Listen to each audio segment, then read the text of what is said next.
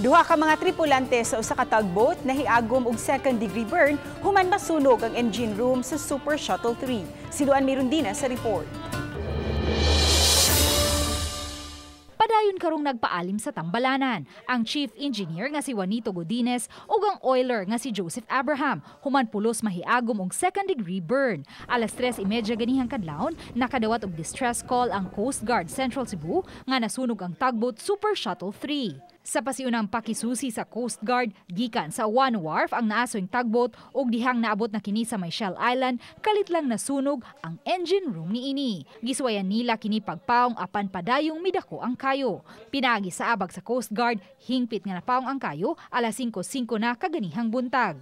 Ang tugboat nga adunay 192 gross tonnage, may 5 ka mga tripulante. We are still conducting investigation kasi we do not know yet the cause of the fire incident.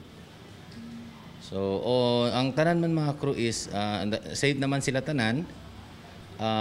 We able to render the medical assistance upon disembarkation. Sa pagkakutlo ning balita, wala pa makuhai og habig ang kapitan sa tugboat ug gipaabot pa usab kining mosumiter sa iyang marine protest.